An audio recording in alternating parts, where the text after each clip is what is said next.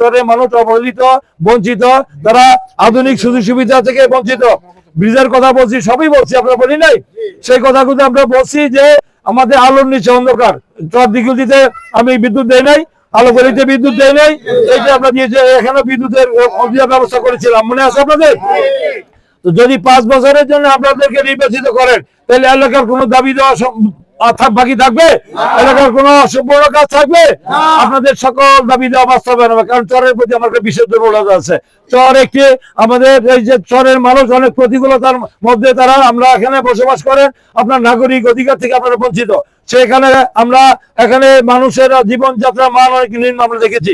এখানে মানুষের মধ্যে কিছু আবার পারস্পরিক ভাবে ওখানে জাতিগত মানে কি, আপনাদের দীর্ঘদিনের এখানে আধিপত্য নিয়ে সব অনেক ধরনের সংঘর্ষ হয়।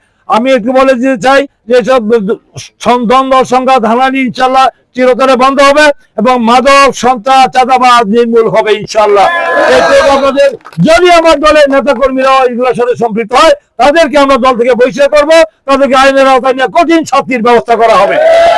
এবং মা বোনদের জন্য আমরা দেখেছেন তারেক রহমান একটি দফা রাষ্ট্র সংস্কারের মধ্যে কিন্তু বলেছেন যে নারীদের জন্য এবং অসহায় দুস্থ নিম্নআয়ের মহিলাদের জন্য, পরিবারের জন্য ফ্যামিলি কার্ড দিয়েছেন।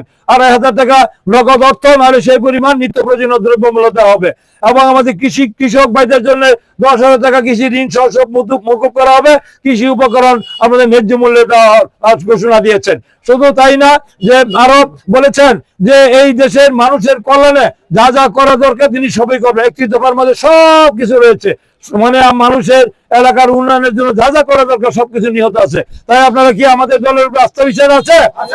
যদি বিএনপির উপরে আমাদের দলের নেতা তারেক রহমান উপর আস্থা বিশ্বাস থাকে, যে বিগত দিনে সুখে দুঃখে বিপদ আপদে আপনাদের সেবা করে থাকে, আপনাদের এলাকা উন্নয়ন করে থাকে, তাহলে আমরা কি ভোট দিতে পারি না নাকি?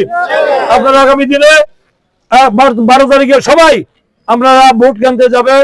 আপনারা ভোট কেন্দ্রে গিয়ে তাহাজ্জুদের নামাজ পড়ে চলে যাবেন, ভোট কেন্দ্রে দিবেন, ভোট দিয়ে এসে সাংসারিক কাজ করবেন, অন্য কাজ করবেন, আবার ভোট কেন্দ্রে ফিরে যাবেন। যুবকরা, ছাত্ররা, নেতাকর্মীরা শেষ পর্যন্ত ভোট গণনা সেদিন কোনো অফিস আদালত বন্ধ, ওই দিন আমাদের স্কুল কলেজ বন্ধ। আপনার ভোট গণনা না হওয়া পর্যন্ত, ফলাফল ঘোষণা নেওয়া পর্যন্ত আপনার ভোট সেন্টার ছেড়ে আসবেন না। এখন অনেক ষড়যন্ত্র চক্রান্ত হচ্ছে, আমরা জানি। এখন নৌকা নাই, নৌকা আছে?